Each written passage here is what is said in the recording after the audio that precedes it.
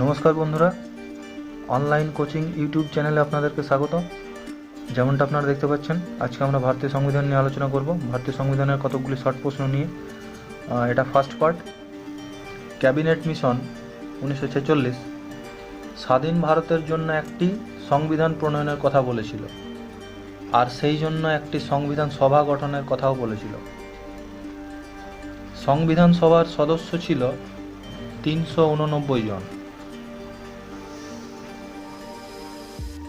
এই 389 জনের মধ্যে 296 জন ব্রিটিশ ইন্ডিয়া থেকে নির্বাচিত এবং 93 জন প্রিন্সলি স্টেট থেকে নির্বাচিত। মহাত্মা গান্ধী সংবিধান সভার সদস্য ছিলেন না।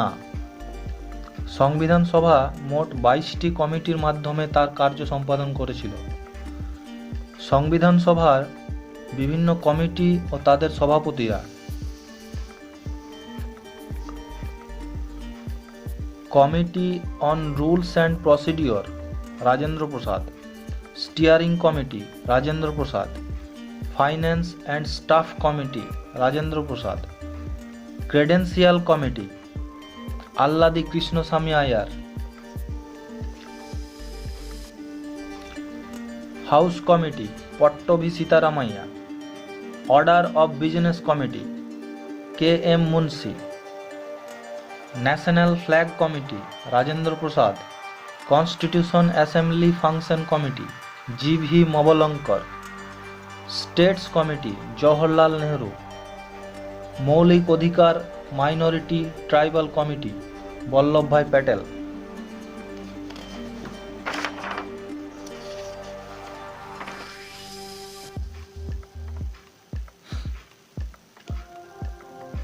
সুপ্রিম কোর্ট হল সংবিধানের রক্ষাকর্তা এবং ব্যাখ্যাকর্তা, ফেডারেল স্ট্রাকচারের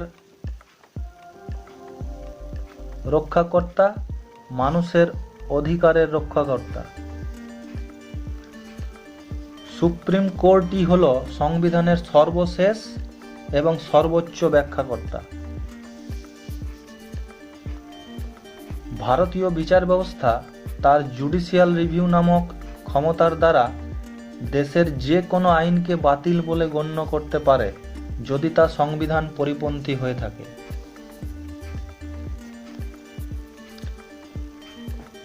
ধর্মনিরপেক্ষ রাজ্য এর অর্থ এই নয় যে দেশে কোনো রকম ধর্মীয় কার্যকলাপ থাকবে না। ভারতের রাষ্ট্রপতি, ভারতের প্রধানমন্ত্রী এবং অন্যান্য পদাধিকারীরা ভগবানের নামেই সাধারণত শপথ গ্রহণ করেন। ভারতের সংবিধান স্পষ্টভাবেই ঘোষণা করেছে জনগণের সার্বভৌমত্বের ধারণা।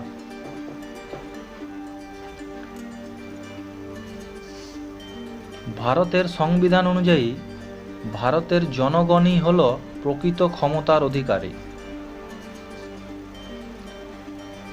যদি সংবিধানকে সংশোধন করতে হয়, সেক্ষেত্রে সংবিধানের 368 নম্বর ধারার বলে পার্লামেন্টের দ্বারা তা করা সম্ভব।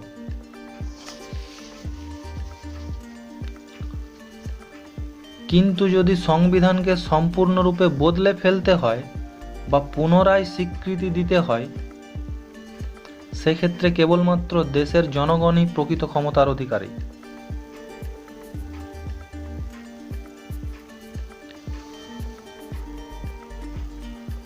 সুতরাং দেশের প্রকৃত ক্ষমতার অধিকারী দেশের মানুষেরাই।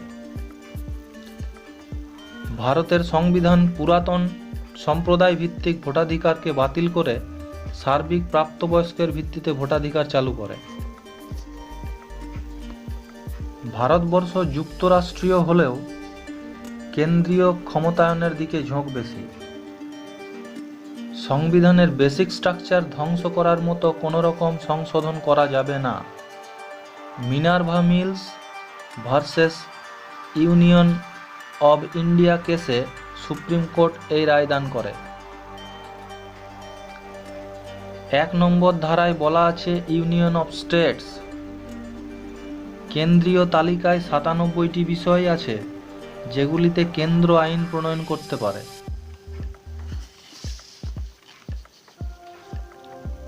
রাজ্য তালিকায় 66টি বিষয় আছে যেগুলিতে রাজ্য আইন প্রণয়ন করতে পারে। 47টি বিষয় এমন আছে যেগুলিতে কেন্দ্র এবং রাজ্য উভয়েই আইন প্রণয়ন করতে পারে। তবে এখানে দুই পক্ষের আইনের সংঘাত হলে কেন্দ্রীয় আইন প্রাধান্য পায়। রাজ্যসভা মূলত রাজ্যগুলির প্রতিনিধিত্ব করে। কেন্দ্রীয় এবং রাজ্য দুই স্তরেই সংসদীয় গণতন্ত্র অর্থাৎ পার্লামেন্টারি সিস্টেম চালু আছে। কেন্দ্রের রাষ্ট্রপতি এবং রাজ্যের রাজ্যপালরা নামে মাত্র প্রধান। আসল ক্ষমতার অধিকারী কেন্দ্রীয় স্তরে প্রধানমন্ত্রীর নেতৃত্বাধীন ক্যাবিনেট এবং রাজ্য স্তরে মুখ্যমন্ত্রীর নেতৃত্বাধীন ক্যাবিনেট।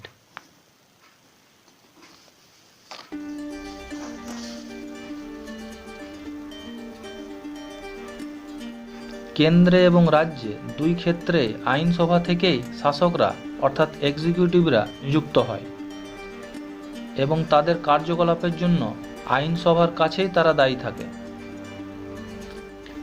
এক্সিকিউটিভ বডির অস্তিত্ব নির্ভর করে আইনসভার নিম্নকক্ষের সম্মতির উপর অর্থাৎ সংখ্যাগরিষ্ঠতার ভিত্তিতে। কেন্দ্রের নিম্নকক্ষ হচ্ছে লোকসভা এবং রাজ্যের নিম্নকক্ষ হচ্ছে বিধানসভা। কেন্দ্রের উচ্চকক্ষ হচ্ছে রাজ্যসভা এবং রাজ্যের উচ্চকক্ষ হচ্ছে বিধান পরিষদ, যেটা কোনো কোনো রাজ্যে আছে। কেন্দ্রের লোকসভা এবং রাজ্যের বিধানসভার দ্বারাই এক্সিকিউটিভ বডি মূলত নিয়ন্ত্রিত হয়।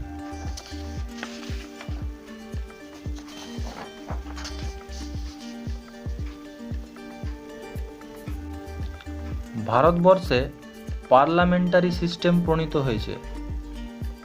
রাষ্ট্রপতি নামমাত্র প্রধান এবং সাংবিধানিক প্রধান। প্রধানমন্ত্রী হলেন আসল শাসক এবং সরকারি প্রধান। যদিও প্রধানমন্ত্রী এবং তার সকল ক্যাবিনেট মন্ত্রীরা যুগ্মভাবে শাসন ক্ষমতা পরিচালনা করেন, কাজেই ক্যাবিনেটই হল প্রকৃত শাসক। ভারতীয় সংসদ দুই কক্ষ বিশিষ্ট, লোকসভা এবং রাজ্যসভা। ভারতীয় সংবিধান পৃথিবীর বৃহৎ সংবিধান।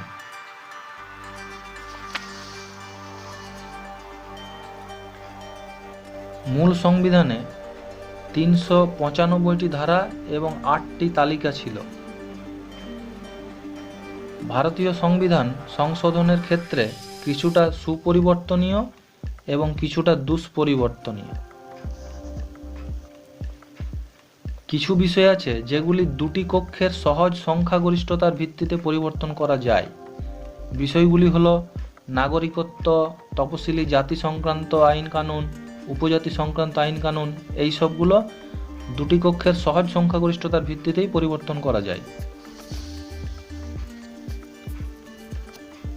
কিছু বিষয় আছে যেগুলি প্রতি কক্ষের 2/3 মেজরিটির প্রয়োজন হয়, যে সকল সদস্যরা উপস্থিত রয়েছেন এবং ভোট দিচ্ছেন তাদের মধ্যে, এবং সেটি আবার মোট সদস্যের মেজরিটি হতে হবে এবং তা অর্ধেক রাজ্যের আইনসভাতেও পাস হতে হবে।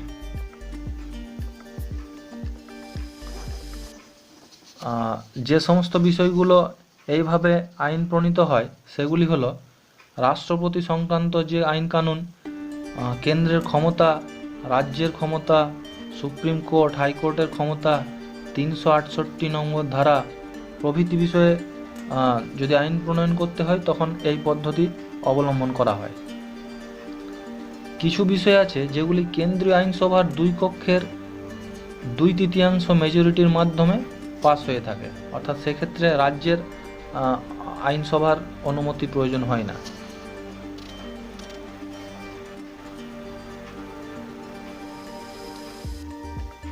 সেকুলারিজম এর অর্থ দেশ ধর্মীয় বিভেদের ঊর্ধ্বে ধর্মনিরপেক্ষভাবে দেশের সকল নাগরিককে রক্ষা করে, দেশের মানুষদের ধর্মীয় বিশ্বাস প্রতিপালনে হস্তক্ষেপ করে না। ডেমোক্রেসি বা গণতন্ত্রের অর্থ হল সাধারণ মানুষদের সার্বভৌমত্ব, অর্থাৎ সাধারণ মানুষেরাই মূল ক্ষমতার অধিকারী। রিপাবলিক বা প্রজাতন্ত্র শব্দটির অর্থ দুটি। প্রথমটি হল এমন একটি রাষ্ট্র বা সরকার যেখানে সাধারণ মানুষরাই সংঘবদ্ধভাবে সমস্ত ক্ষমতার অধিকারী। অন্যটি হল এই রাষ্ট্রের সর্বপ্রধান অর্থাৎ রাষ্ট্রপতি কোনো রকম বংশানুক্রমিক শাসক নন। দেশের যে কোনো সাধারণ নাগরিক যোগ্যতার ভিত্তিতে রাষ্ট্রপতি হতে পারেন।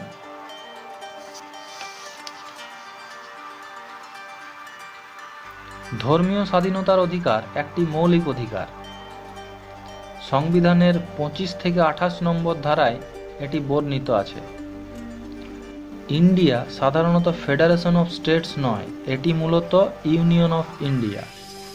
কারণ রাজ্যগুলি চুক্তির ভিত্তিতে ইন্ডিয়া তৈরি করেনি। দেশের মানুষ তাদের প্রতিনিধিদের দ্বারা সাংবিধানিকভাবে ইন্ডিয়াকে গঠন করেছে এবং দেশের কার্যকলাপ সুষ্ঠুভাবে পরিচালনার জন্য দেশকে কতকগুলি রাজ্যে ভাগ করেছে।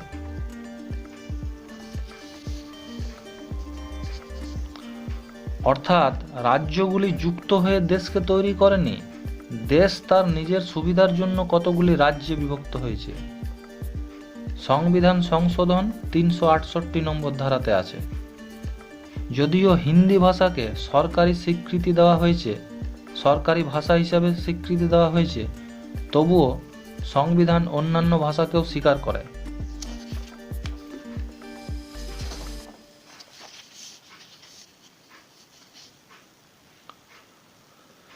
সোশ্যালিস্ট, সেকুলার, ইন্টিগ্রিটি শব্দগুলি সংবিধানে যুক্ত হয়েছে 1976 সালের 42তম সংবিধান সংশোধনের সময়।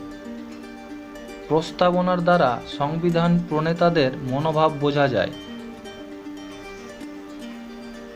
সংবিধানের প্রস্তাবনাটি মূলত নেহেরু প্রণীত অবজেক্টিভ রেজলিউশন, যেটি 1946 সালে নেহেরু এনেছিলেন, তার দ্বারা অনুপ্রাণিত। 1973 সালে সুপ্রিম কোর্ট কেশবানন্দ ভারতী মামলায় রায়দান করে যে প্রস্তাবনাটি সংবিধানের শুধু অংশ নয়, এইটি সংবিধানের অবিচ্ছেদ্য অংশ।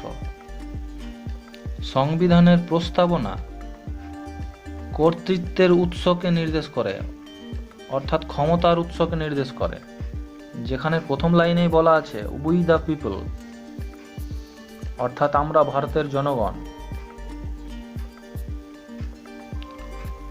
সংবিধান বিধিবদ্ধ হওয়ার দিনটিকে অর্থাৎ 26শে জানুয়ারি প্রজাতন্ত্র দিবস হিসাবে পালন করা হয়। এই দিনটিতেই 1930-এর 26শে জানুয়ারি ভারতীয় জাতীয় কংগ্রেস স্বাধীনতা ঘোষণা করেছিল। সার্বভৌমত্বের অর্থ ইহা দেশের বাহিরের কোনো রকম ক্ষমতার অধীন নয় এবং দেশের অভ্যন্তরে সমস্ত ব্যক্তি এবং প্রতিষ্ঠানের ঊর্ধ্বে অবস্থান করে অভ্যন্তরে যে কোনো বিষয়ে সংবিধান অনুযায়ী আইন প্রণয়ন করতে পারে। এই হচ্ছে সার্বভৌমত্বের অর্থ।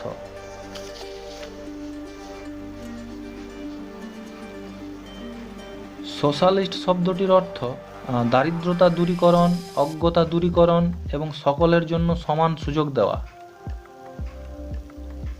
গরিবি হটাও স্লোগানটি ইন্দিরা গান্ধীর। 1954 সালে কংগ্রেসের আভাড়ি সেশনে এটি পাস হয়। ভারতের সোশ্যালিজমের ধারণাটি মূলত মার্ক্সীয় সোশ্যালিজম এবং গান্ধিয়ান সোশ্যালিজমের ধারণার উপর প্রতিষ্ঠিত, তবে গান্ধিয়ান সোশ্যালিজমের দিকেই ঝোঁকটা বেশি।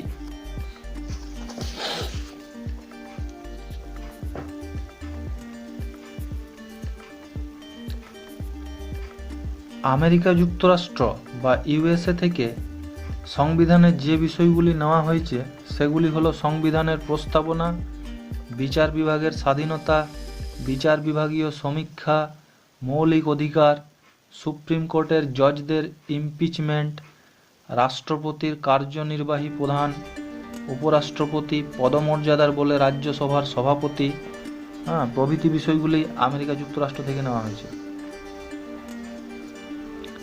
আয়ারল্যান্ড থেকে যে বিষয়গুলি নেওয়া হয়েছে সেগুলি হলো নির্দেশমূলক নীতিসমূহ, যা পার্ট 4-এ আছে, রাষ্ট্রপতির নির্বাচন, রাজ্যসভার সদস্যদের মনোনয়ন। ফ্রান্সের সংবিধান থেকে নেওয়া হয়েছে সাম্যমৈত্রী স্বাধীনতার বাণী আর রিপাবলিক ব্যবস্থা প্রভৃতি। কানাডা থেকে নেওয়া হয়েছে ফেডারেল স্ট্রাকচার, শক্তিশালী কেন্দ্র, ক্ষমতার বিভাজন এবং রেসিডুয়ারি ক্ষমতা কেন্দ্রের হাতে, রাজ্যপালদের নিযুক্তি, সুপ্রিম কোর্টের পরামর্শদান ক্ষমতা প্রভৃতি বিষয়গুলো কানাডা থেকে নেওয়া হয়েছে। জার্মানি থেকে নেওয়া হয়েছে এমার্জেন্সি ব্যবস্থা। সাউথ আফ্রিকা থেকে নেওয়া হয়েছে সংবিধান সংশোধন, রাজ্যসভার সদস্যদের নির্বাচন। রাশিয়া থেকে নেওয়া হয়েছে মৌলিক কর্তব্য। অস্ট্রেলিয়া থেকে নেওয়া হয়েছে যুগ্ম তালিকা, ব্যবসা বাণিজ্যের সম্বন্ধীয় আইন কানুন প্রভৃতি।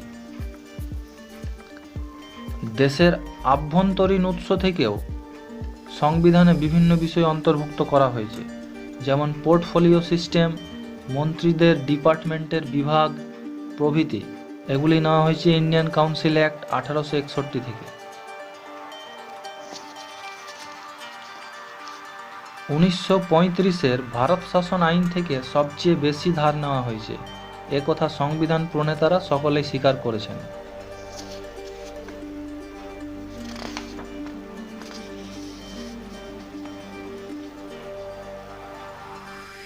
সংবিধান সভা গঠিত হয়েছিল ক্যাবিনেট মিশন প্ল্যানের সুপারিশের ভিত্তিতে 1946 সালে। সংবিধান সভার মোট 11টি সভা হয়েছিল।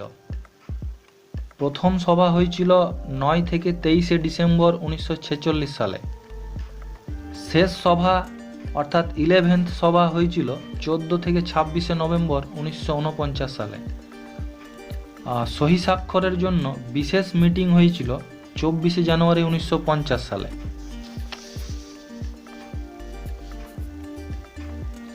রাষ্ট্রপতি কেন্দ্র এবং রাজ্য দুই পক্ষেরই প্রতিনিধিত্ব করে।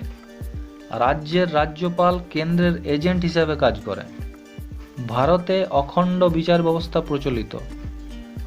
রাজ্যের রাজ্যপালরা কিছু ডিসক্রিশনারি ক্ষমতা ভোগ করেন, অর্থাৎ কিছু বিশেষ ক্ষমতা ভোগ করেন। ড্রাফটিং কমিটি গভর্নর্স ডিসক্রিশন শব্দটিকে গভর্নর্স প্লিজারে পরিবর্তন করে দিয়েছিল। 356 নম্বর ধারা অনুযায়ী রাষ্ট্রপতি কোনো রাজ্যে জরুরি অবস্থা জারি করতে পারেন কনস্টিটিউশনাল ব্রেকডাউনের ভিত্তিতে, অর্থাৎ শুধু শুধু জারি করতে পারেন না। ভারতের সংবিধান তৈরি হয়েছে দেশের অভ্যন্তরীণ এবং বাহিরের বিভিন্ন উৎস থেকে ধার নিয়ে। বাহিরের সর্ববৃহৎ উৎস হল ব্রিটিশ সংবিধান। ইউনাইটেড কিংডম থেকে যে বিষয়গুলি নেওয়া হয়েছে সেগুলি হল সংসদীয় ব্যবস্থা, আইনের শাসন, আইন প্রণয়ন পদ্ধতি, এক নাগরিকত্ব, দ্বিকক্ষ বিশিষ্ট আইনসভা, লোকসভার স্পিকার প্রভৃতি।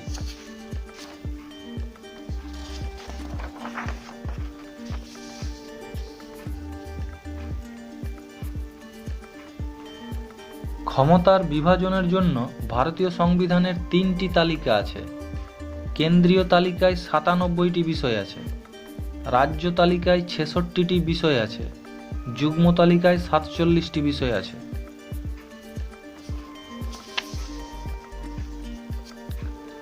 সেকুলার সোশ্যালিস্ট শব্দ দুটি 1976 খ্রিস্টাব্দে 42তম সংবিধান সংশোধনের সময় সংবিধানের প্রস্তাবনায় যুক্ত হয়। সংবিধান অনুযায়ী রেসিডুয়ারি পাওয়ার কেন্দ্রের হাতে দেওয়া হয়েছে। মাউন্টব্যাটেন পার্টিশন পরিকল্পনা 3রা জুন 1947 সালে হয়েছিল।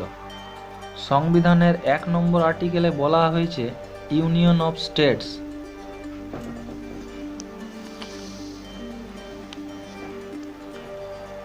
ভারতের সংবিধান এক নাগরিকত্ব স্বীকার করেছে। সংবিধানের খসড়া কমিটির মোট 7 জন সদস্য ছিল, 1 জন চেয়ারম্যান এবং 6 জন অন্য সদস্য। খসড়া কমিটির সদস্যরা হলেন ডক্টর বি.আর. আম্বেদকর চেয়ারম্যান ছিলেন, N Gopalaswami Ayyangar, Alladi Krishnaswamy Iyer, K M Munshi, Mohammad Saadullah, B L. Mitra এবং ডি.পি. খৈতান।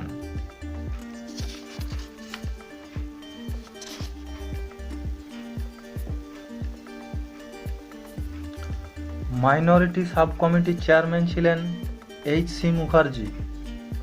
ফান্ডামেন্টাল সাব কমিটির চেয়ারম্যান ছিলেন জে.পি. কৃপালিনী।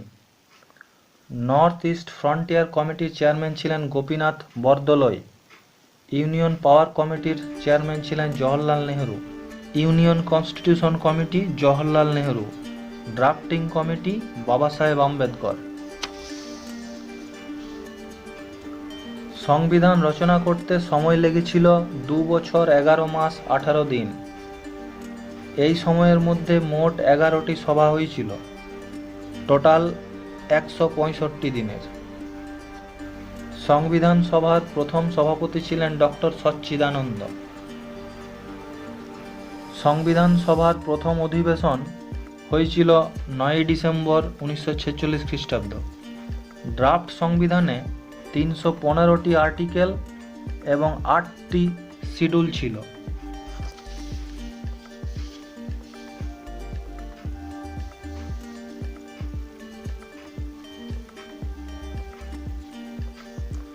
সংবিধান গৃহীত হয় 26 নভেম্বর 1949।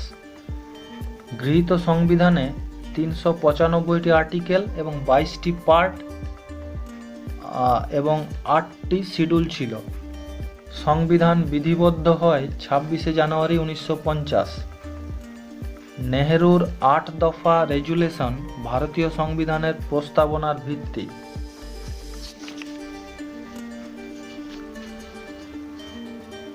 নেহেরুর প্রস্তাবনায় প্রথমে ডেমোক্রেসি এবং ইউনিভার্সাল অ্যাডাল্ট ফ্র্যাঞ্চাইজ শব্দ দুটি ছিল না। 1948 সালে প্রথম ডেমোক্রেসি শব্দটি সংবিধানে যুক্ত হয়। প্রাপ্ত বয়সের ভিত্তিতে ভোটাধিকার 324 নম্বর ধারায় দেখা যায়।